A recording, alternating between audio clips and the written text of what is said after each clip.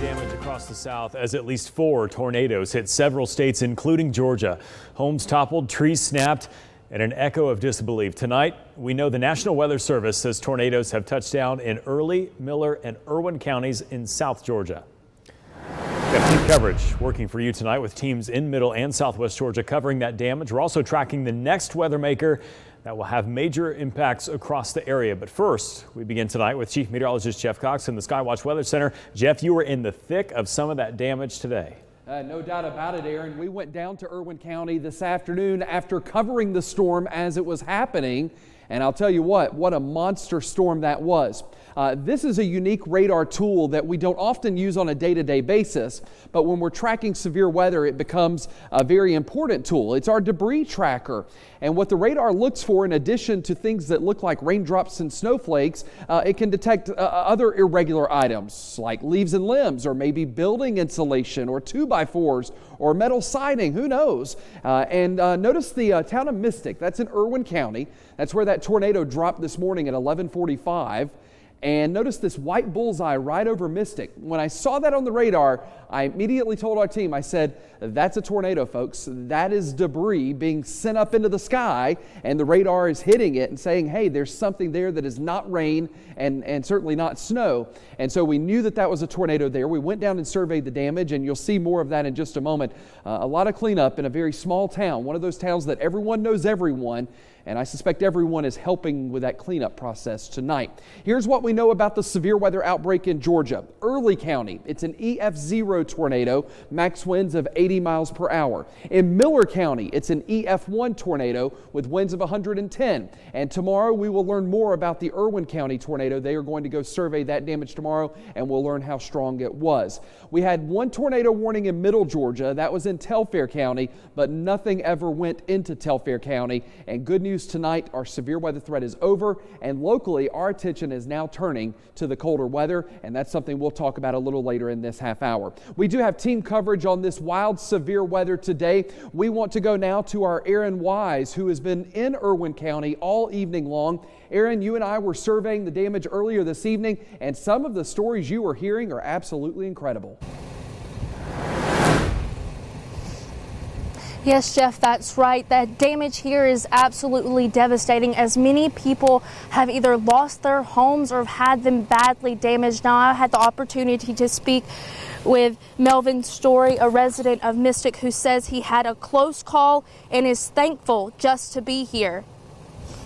Just grateful that we saved, made it safe. I mean, that was a big bad storm, and when we got warning, I mean, just seconds, if you understand what I'm saying.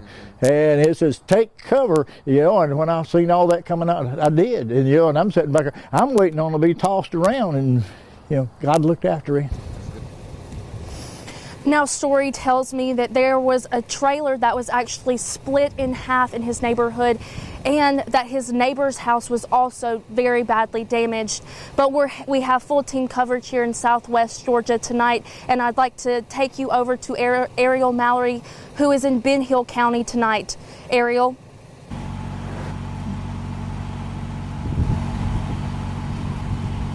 Yes, Aaron, the devastation has been just as bad here in Ben Hill County. I spoke with about 5 to 7 homeowners today that have had their roofs completely torn off, campers completely flipped over. I'm going to let you all see. This is one of the homes.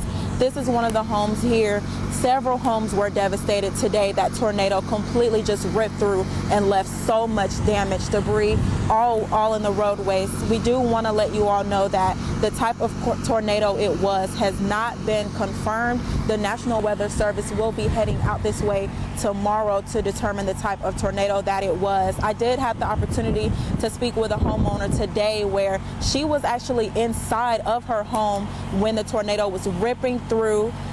When the tornado was ripping through, she said she had to huddle in the hallway with her 2 dogs. Luckily, there were no injuries reported today, no fatalities reported, according to the Wgxa director. We are still waiting to find out as far as what will happen to get this power back on. The power is still out. Generators are currently powering right now, so we are making sure that that's happening. Now, reporting live in Ben Hill County, I'm Ariel Mallory. And we're also seeing several posts of storm damage on social media tonight. Take a look at some of these videos and photos from across the South. This video from Alexandria, Louisiana shows a house left in pieces and a photo taken in Lawrence County, Alabama, showing large debris in front of a home there. We're expecting some cooler temperatures tonight, and by early Thursday morning, we'll get into below freezing. It's a good idea to prepare your home for the cold temperatures and to help reduce your heating bill. Tiffany Thompson talked with a maintenance tech to get some tips on how to care for your home. Tiffany. As Christmas is approaching, the weather is starting to drop, and experts are warning you to make sure your house is up to standards before the change in temperature. So today I talked to a maintenance technician to find out everything you need to know. Stevie Malkin is a maintenance technician for Estates at Barrington Apartments in Macon. His sole responsibility is to take care of over 170 units. As the weather starts to roll in and get colder, Malkin wants to make sure his residents and other Middle Georgians are ready.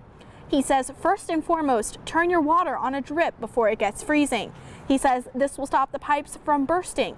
Malkin says also prepare your windows. Buy heavier fabrics for your windows and your bedding, of course. You could probably caulk around your window sills to seal any cracks. They also sell an installation kit, a window installation kit that's sort of like saran wrap. Says these precautions not only keep you warm, but help save you money. The Centers for Disease Control say also make sure you have a carbon monoxide detector. Reporting in Macon, Tiffany Thompson, Wgxa News. Boeing is temporarily stopping the production of its 737 MAX jets. How this will affect company workers.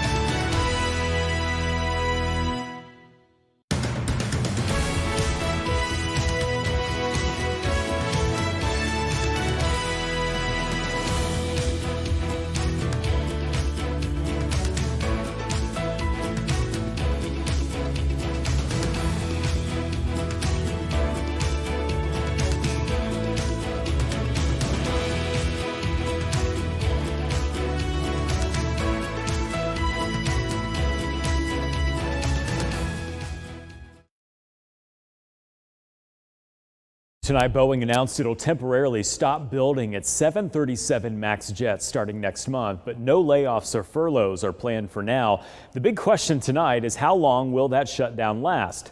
Steve McCarron has more from Boeing's plant in Renton, Washington, near Seattle. It all comes down to the least bad option. Aviation consultant Scott Hamilton says it was not an easy decision for Boeing to make, choosing between doing nothing, cutting back, or halting production of the 737 MAX planes altogether. Today, the company chose the latter, temporarily stopping work on the jets starting next month as it waits to hear when the planes will be allowed back in the air. I think what's really changed here is that the FAA finally hit Boeing upside the head with a 2x4 and said, stop making predictions here. We're going to do this on our timeline. For now, Boeing says impacted workers will continue 737-related work or be temporarily reassigned to teams at other plants. Those workers have built about 400 MAX jets since the planes were grounded this past spring following 2 deadly crashes over a 6-month period. It would seem to me that a certain number, if not all of the folks, can be absorbed in other jobs for a little while, but that certainly can't go on forever. Boeing says it believes its decision today is, quote, least disruptive to maintaining long-term production system and supply chain health.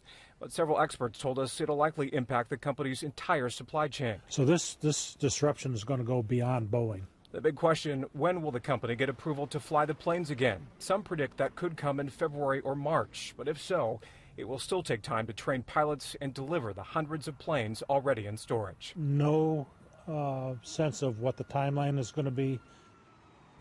Now, the company's already said it'll take until at least 2021 to deliver all the planes. One expert told us that he believes it'll likely be even later than that. Well, Boeing saying in a statement it's planning for employees to continue 737-related work or be temporarily assigned. Boeing's statement said no layoffs, furloughs expected at this time, something employees are concerned about. Honestly, it's overwhelming, but that news is kind of nice. So, it gives me a sense of peace that, I'm not getting laid off. It shocks me there's not going to be a furlough. I don't know how they're going to pull that one off, but, it's pretty good of Boeing, really. It keeps people working, and that's a good thing. The Machinists Union says it hasn't received any details of workforce movement or a date the production suspension will start or how long it'll last. The president is mired in controversy and facing possible impeachment in just hours. So how are some of his poll numbers actually going up? I'm Scott Thuman in Washington with a look.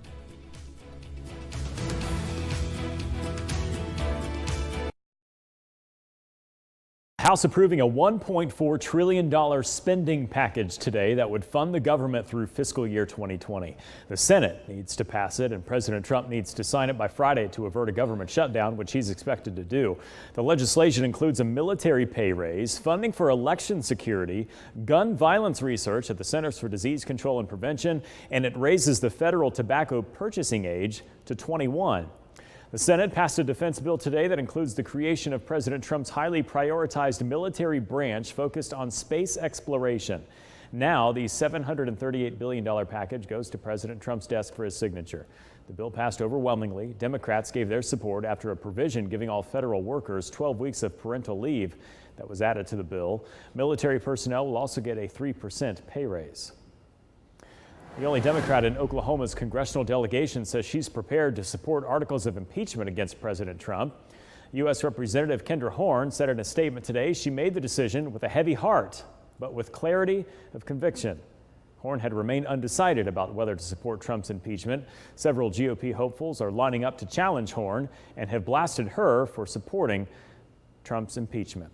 Tonight, we're following several new developments on the eve of the House impeachment vote of President Trump. Taking a live look now on Capitol Hill, where the fate of whether or not to impeach will come to a head as the full set is to vote on the articles of impeachment. And with all of this happening, President Trump's poll numbers are actually improving. Sinclair's chief political correspondent Scott Thuman shows us how from Washington. Congress is in a position to either protect the president or seal his fate. Impeachment looks likely, removal from office less so. Yet if you listen to the president, he'd argue things are looking up. The Republicans have never been so united as they are right now. And in fact, even though he's still underwater in most polls, in some surveys he's rising.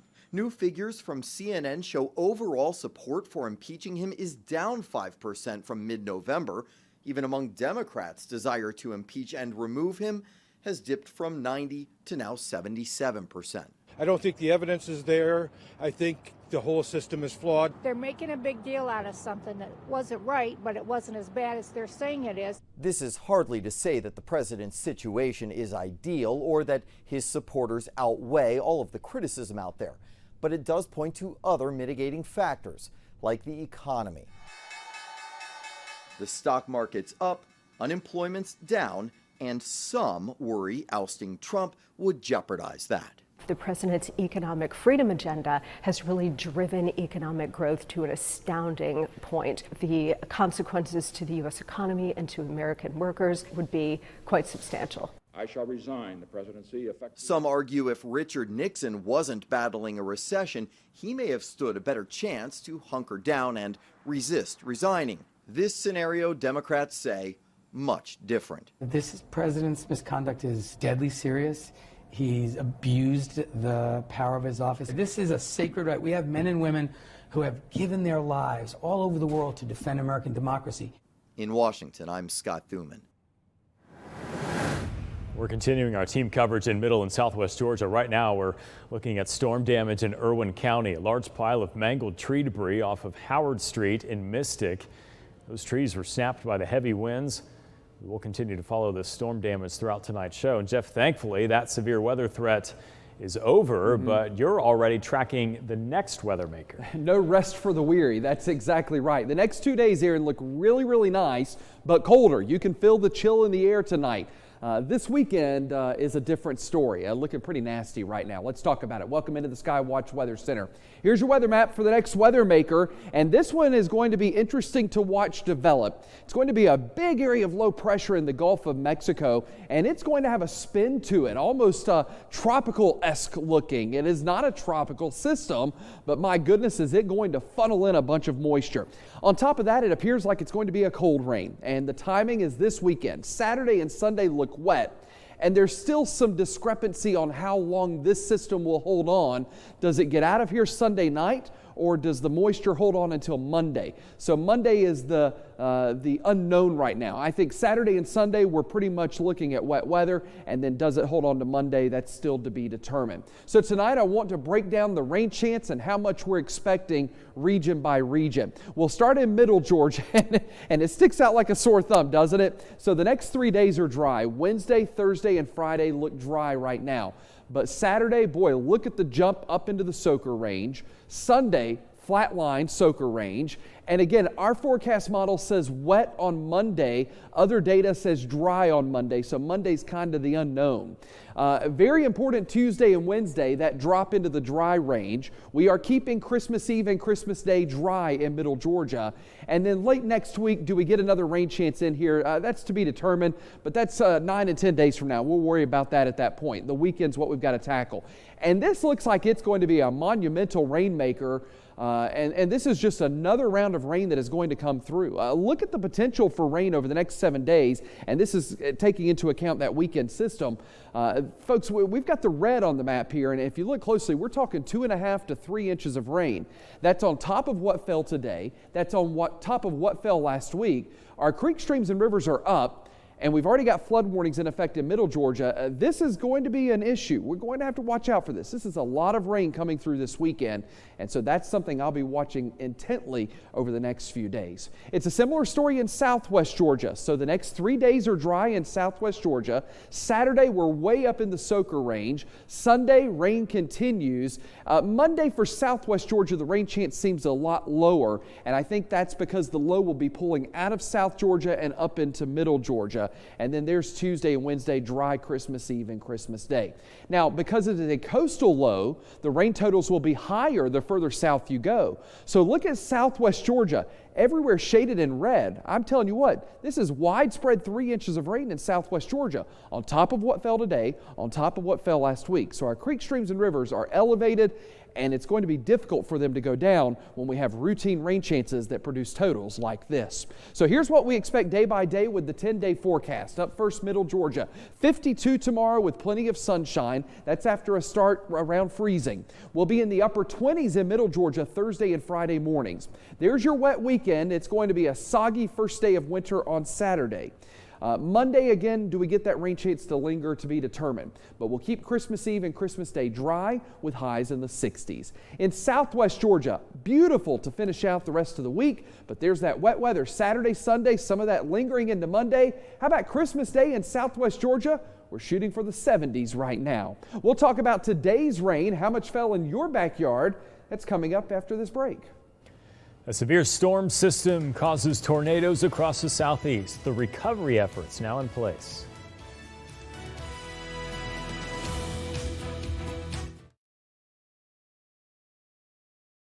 Now the Deep South is in recovery mode tonight after severe weather hit part of the region Monday, leaving at least 3 people dead. Fox's Jonathan Seri is in Town Creek, Alabama with the latest. Amateur video captured the wrath of the storm as it tore across the southeast. Devastation. It's bad. In the northern Alabama city of Town Creek, a husband and wife died. Others suffered injuries, including a 7-year-old boy who is recovering at a hospital in Birmingham. The storm also damaged homes about 50 miles to the east in Monrovia. It's not new to the area to have to deal with tornado damage, and this community will bounce back. It's bounced back before, and this area is used to helping others. In Louisiana, Vernon Parish authorities confirmed the death of a 59-year-old woman whose mobile home was destroyed. In Alexandria, authorities say a tornado ripped the roof off a religious school shortly after teachers moved the children safely to the main church building next door. The storm inflicted major damage on a local sports complex and also struck the neighboring community of Pineville. We sustained some pretty good damage in our area. We've had a few trees go through some homes, onto some vehicles. Just across the Mississippi state line, an apparent tornado injured 3 people in Amite County, 1 seriously. In the town of Sumrall, the storm severely damaged an adult group home. 7 women were taken to the hospital with minor injuries. And even though the worst of the storm has passed, state officials caution the threat is not over. We know from the National Weather Service that cold weather is behind this system. Extremely cold weather will be entering the states. Emergency managers are trying to account for everyone without electricity to make sure they have safe ways of staying warm during the freezing temperatures. Meanwhile, Kentucky State Police conducting swift water rescues say at least 1 person has died in that state. In Town Creek, Alabama, Jonathan Seri, Fox News. All right, Jonathan, thanks for that report, and no doubt about it, we had the strong storms move through middle and south Georgia today, and in addition to the severe weather, it was another rain-producing system. And once again, our creeks, streams, and rivers are running high again. It didn't take much after last week's rain. A look at the rain totals from today in middle Georgia, and once again, Sparta, you win. Last Friday, Sparta had nearly 6 inches of rain, and now you've had 2 1/3 today.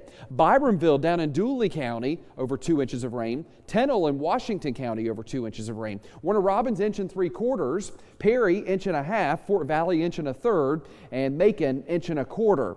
We do have flood warnings in effect in middle Georgia for 3 locations. You've got the Ocmulgee River right through Macon, so that's going to impact the Heritage Trail at times. You've got the Oconee River in Milledgeville. That's going to impact the Oconee Greenway. I know they have at least 1 floodgate open on the Sinclair Dam, and so when they do that, that immediately sends the river level up in Milledgeville. And then further downstream, the Oconee, south of Oconee into western Johnson County, dealing with some minor flooding. And so if you have interest along creeks, streams, and rivers, you need to pay close attention to it. And don't forget about the rain that is coming this weekend that will keep these swollen rivers up even more.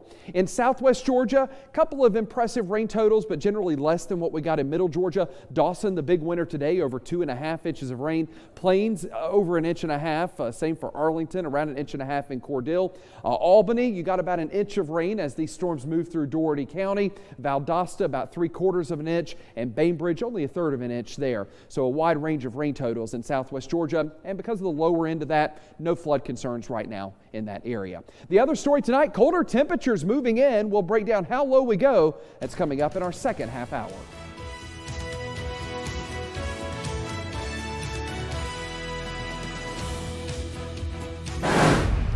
We have team coverage working for you tonight with teams in middle and southwest Georgia covering storm damage. We are also tracking the next weather maker that'll have major impacts across the area. We start the half hour with Chief Meteorologist Jeff Cox back in the Skywatch Weather Center. And Jeff, you were in the thick of some of that damage today. We were. Not only were we covering the storms this morning, but then we went and actually surveyed the damage down in Irwin County. And my goodness, it's catastrophic. And the town of Mystic, long road to recovery. It is a very small town, and it's, I suspect, one of those towns that everyone knows everyone, and tonight everyone is going to be pitching in and helping begin that cleanup process. What we know tonight, 3 confirmed tornadoes in South Georgia, and so tonight I'll walk you through each of those. The first here right on the Alabama-Georgia line. This is in Early County.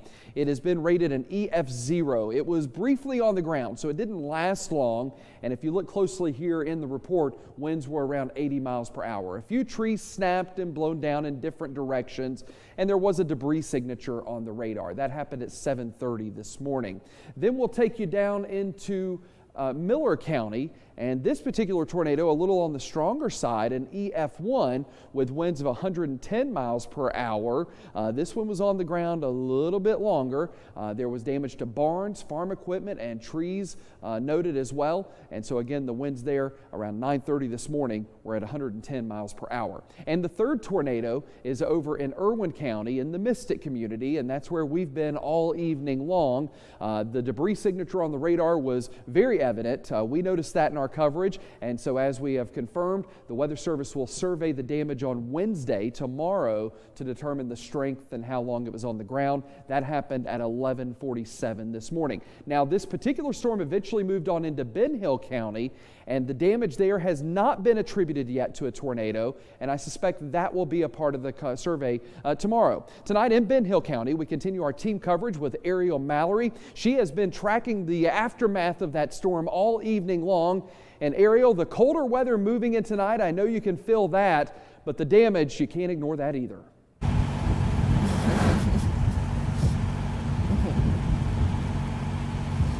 Yes, Jeff. Now, we did speak with several homeowners earlier today. Now, the street is completely vacant now. Many of them have had to leave because the damage that was caused has completely demolished several of the homes here on this street. Now, it may be quiet, but utility crews are still working down not too far away trying to get this power back on. Now, some of the homeowners that I spoke with today said they are going to try to do whatever they can as far as finding shelter nearby with other family members. Some are even staying up in hotels for the time being.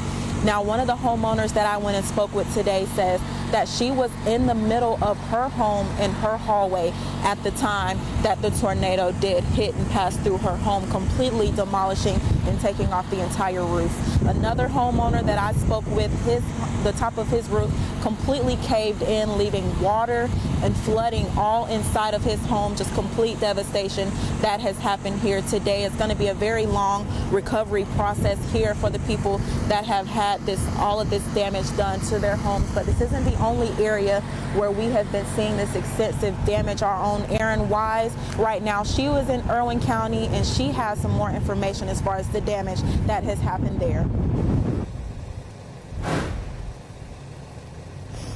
Yes, Ariel, many residents here in Mystic are devastated and traumatized after the events of today. Some residents tell me they had very little warning and were only in their homes when the tornado came through. Melvin Story, a Mystic resident, tells me what he saw and heard while the tornado made a path through his neighborhood. And I'm sitting there and listening. I says, something don't sound right, you know. And so I walked outside and walked around in my trailer, and it sounded like a freight train coming. All of a sudden, I see a great big wall of water. And I took off, and I went in the house, and I grabbed my mattress and pulled it off, and I drowned under it. Story tells me that he is blessed to not have received any real damage, but says it was a close call as his neighbor's house was destroyed.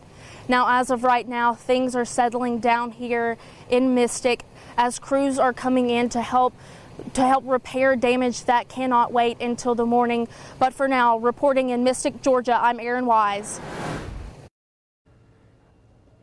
Happening now, Houston County deputies need your help identifying a person they say stole credit cards from a woman's car. They say the person then used the stolen cards to buy Green Dot money cards at the Perry Walmart on October 12th. If you know who this person is, call 478-218-4790. A man wanted in connection to a murder in Americus has been arrested at a motel in Atlanta. Americus police say Rodney Green was found by the U.S. Marshals Southeast Regional Fugitive Task Force. Green is a suspect in the shooting death of Tajarius White back on December 5th.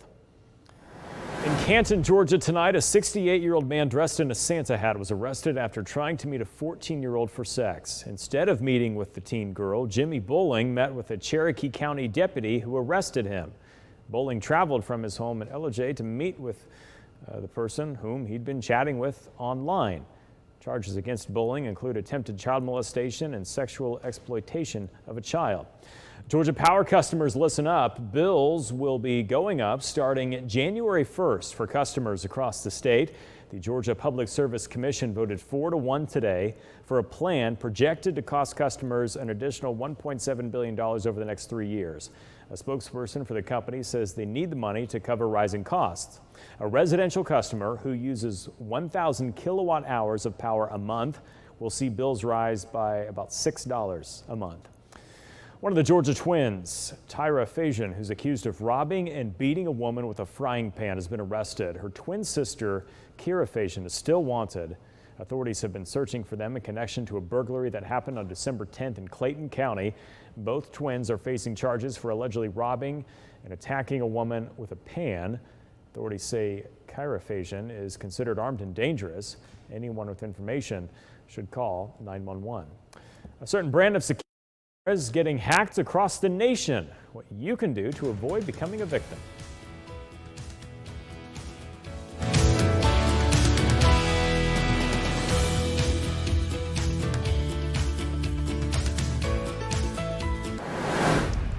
New tonight, Ring security cameras are supposed to make people feel safe. However, a surge in hacking incidents is sparking nationwide concern. The Amazon-owned company says it's not a breach on their system, but a lack of safety precautions from the user. Fox's Marianne Rafferty has more on what you can do to prevent an attack on your account. A chilling video from a Ring camera inside a little girl's bedroom. I'm Santa Claus. Don't you want to be my best friend? In Tennessee, a family claims a hacker breached their security camera and began talking to their daughter while she was alone in her room. The video catching nationwide attention, and it's just one of many hacking incidents reported over the past month. A couple in Kansas says their kids are still traumatized after hearing strange voices from inside their home. Our daughter's still creeped out. She couldn't fall asleep that night, and I've slept with her every night since because she's so scared. The Amazon-owned company releasing a statement saying customer trust is important to us and we take the security of our devices seriously. We have no evidence of an unauthorized intrusion or compromise of Ring's systems or network. Upon investigation, Ring promises its services have not been compromised and urges users to follow these steps to secure their accounts.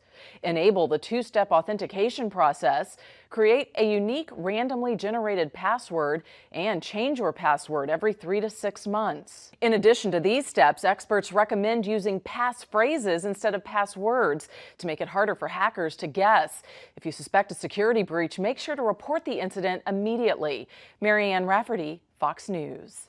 Well, Wgxa is warning that cybercrime teams have found a weak spot in gas station networks. The company's fraud disruption teams are investigating several unique attacks targeting merchant point-of-sale systems that were likely carried out by sophisticated cybercrime groups.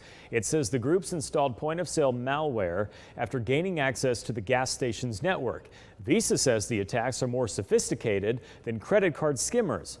The company is warning consumers to keep an eye on the charges posted on their accounts.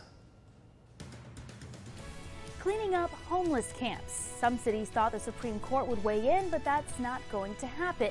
I'm Angelica Alvarez in Washington with the next steps in cleaning up city streets. From the Terrorism Alert Desk in Washington, I'm Lindsay Mastis. This week, U.S. Senator Lindsey Graham revealed that the president could announce a troop drawdown by the end of the year. He spoke out during a visit in Kabul, Afghanistan, and says that the president may reduce troops from 12,000 to less than 9,000. Graham says he would support that. The Taliban, which restarted peace talks with the U.S. recently, wants all American troops out of Afghanistan.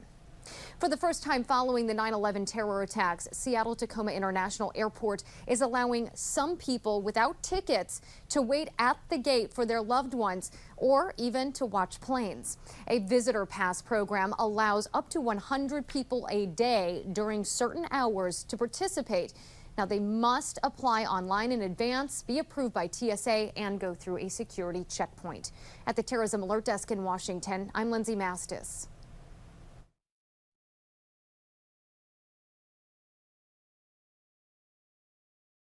Developing now, firefighters say 2 young siblings who've been missing in Jacksonville, Florida have been found alive. A 6-year-old boy and his 5-year-old sister were found this afternoon. Rescuers say they were dehydrated and had a few bumps and bruises, but otherwise in good condition. The 2 children were described as talkative and even apparently asked for a cheese pizza when they were discovered. The siblings were located in the woods near a mobile home park where they went missing 2 days ago, and that's where they were playing in the front yard before their disappearance. Authorities say the 2 likely wandered off and were not kidnapped. A 16-year-old girl allegedly kidnapped while walking with her mother is safe, but investigators now say it was all a hoax. New York police put out an Amber Alert this morning for Carol Sanchez. Surveillance video captured her abduction last night when 4 men in a car pulled up, grabbed her off the street, and sped away with her in the vehicle. The teen was found in the Bronx and police began questioning her. They say she knew at least one of the people involved in her alleged kidnapping. New numbers from the Liberty Regional Homeless Coalition in Liberty County, Georgia, show about 80 homeless people died in Georgia this year there. Savannah police say they're often the first point of contact with homeless people when they come to Savannah, and while they're trained to lead them towards resources that'll help them, one officer says it's not always easy. The key sometimes is you're dealing with some individuals who may be dealing with maybe addiction issues, or they're not real keen for whatever reason to go and find that help. So they may avoid the medical resources that are available. The Chatham County Homeless Authority reported more than 1,000 homeless people in Savannah last year. 39% of those were women and children. Some cities and towns across the country were hoping the Supreme Court would help them in battling their homeless problem, in particular camps set up on public property. Our national correspondent Angelica Alvarez has the next steps for both sides in this fight. It's a real problem for cities like Seattle, Portland, and Boise. Documented by Sinclair, homeless camps taking over sections of busy walkways. Some of these cities hoping relief would come from the Supreme Court. The justice is not taking up a case coming out of Boise, Idaho, where the Ninth Circuit ruled a law there that made setting up these camps illegal was unconstitutional. It's very disappointing. We believe that the ability to enforce this ordinance and to protect public health and safety on city streets is pretty fundamental. A crushing blow for those fighting for the law, who say one of the reasons for it was so they could spend more money on resources to fight homelessness, not cleaning encampments. The executive director for the National Law Center on Homelessness and Poverty agrees resources could be better used. She points to short-term solutions, trash cans near camps, emergency shelters, but says solutions on affordable housing should also come from Capitol Hill. We haven't always had homelessness on the scale that we have it now. This is truly a crisis, and in order to solve it, we need some political will. For those without a bed for now, some temporary relief. If you don't have a bed and you're on the waiting list because there's only 13 spots for men and like 10 spots for women, there's no choice but to sleep outside. With no opinion issue, the case goes back to the Ninth Circuit. Some cities are hoping to keep the fight up in court, but they're also evaluating their options. In Washington, I'm Angelica Alvarez. Angelica, thanks so much. Current time 10:48, a busy day in the Skywatch Weather Center, tracking that severe weather, dealing with the tornadoes in South Georgia. But tonight we're already shifting our attention to the next weather maker. No rest for the weary, right? This is the weather map, and just go ahead and accept it. The timeline is this weekend. We've got a Gulf low. This one's going to be interesting to watch develop and really track the impact when it's all said and done. It is going to potentially look very tropical-like with a little bit of spin. It's not a tropical storm, but it's going to funnel in quite a bit of moisture. And so the net result is a wet weekend, and not just wet, it looks like a cold rain as well. So, woo, yippee, right? And ironically, first day of winter is on Saturday, so I guess Mother Nature says we need it to feel a little like winter after all. So tonight we want to break down this weather system day by day for both middle and southwest Georgia. So here's your chance of rain in middle Georgia, and it kind of sticks out like a sore thumb, right? So Wednesday, Thursday, and Friday are dry. Saturday, we're in the soaker range. Sunday, we're in the soaker range. Monday is the asterisk penciled in. Our forecast model says Monday looks wet in middle Georgia, but I think it depends on the path of the low and the speed that it exits off the weekend. So Monday is the unknown right now. I think the big takeaway is Tuesday and Wednesday, we remain in the dry range. So Christmas Eve and Christmas Day, not looking half bad right now. 3 days worth of rain potentially, 2 at least. And once again, the rain totals are going to add up. This is potential rain for the next 7 days, but this is really focused on that weekend forecast. Now, with this being a coastal low, and by that I mean Gulf Coast, the further south you go, the totals will climb. So that's why we see a gradient of rain, and the further south you go, the totals go up. But you can see here, most of middle Georgia is shaded in this purple and red shading. Folks, that's 2.5 to 3 inches of rain on top of what we got today, on top of what we got last week. Coming up later in this newscast, we'll talk about the rivers going up once again. And with more rain on tap, that's going to be a concern by this weekend and on into early next week. In southwest Georgia, again, sticks out like a sore thumb. Wednesday, Thursday, and Friday are dry. Saturday is a soaker.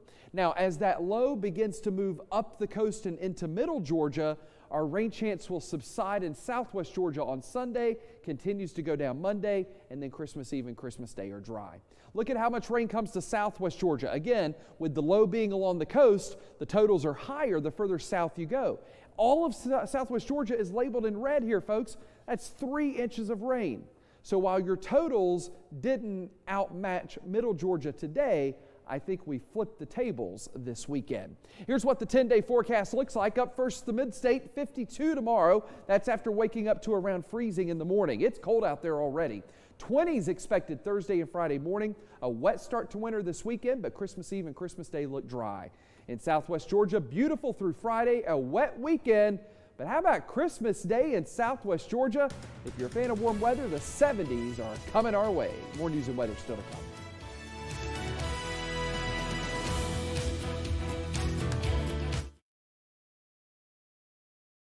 Time 10:53. In addition to the severe weather threat today, the end result was more rain, and I couldn't help but notice as I ventured out today, the creeks, the streams, the rivers, they are back on the rise. So last Friday, that rain sent them climbing quick. They were able to drop off through the weekend and into yesterday, but today they're right back up. And this is why. Look at the rain totals in middle Georgia. Sparta, once again topping the list, 2 1/3 inches of rain in Hancock County.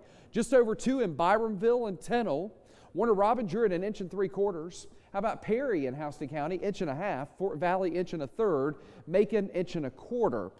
So more rain today, and because of that, flood warnings have been issued for a couple of rivers. The Ocmulgee River right through Macon is now under a flood warning. Some minor flooding expected there. Watch out for some issues along the Ocmulgee Heritage Trail. The Oconee River in Milledgeville now under a flood warning. They've opened at least one floodgate on the Sinclair Dam, and when that happens, boy, the river responds instantly. The Oconee Greenway likely impacted there as well. And then south of Oconee, along the Oconee, some minor flooding there also. A couple of impressive rain totals in southwest Georgia, not as monumental as the mid-state. 2.5 inches of rain in Dawson. Albany, you got 1 inch of rain. Valdosta, 3/4. Bainbridge, only 1/3 of an inch. You'll get your bigger rain totals by this weekend in southwest Georgia.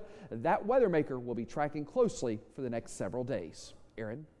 Jeff, thanks. New tonight, many in the homeless community of Macon were not left out from getting into the holiday spirit. During a time when holiday parties are thrown either at homes or offices, families who are less fortunate received a holiday party of their own. The Mentors Project and friends provided a hot meal, clothing, and toiletries to those in need at Macon's First Presbyterian Church. And for the chef who prepared the meal, it takes him back to being on the other side of the dining room 25 years ago. It means the world to me, really. It does, you know. I kind of get emotional, from using drugs. Everything, coming in these lines like this, the homeless. And 25 years ago, I got clean, December 11, 1994, and I've been doing that ever since, happy.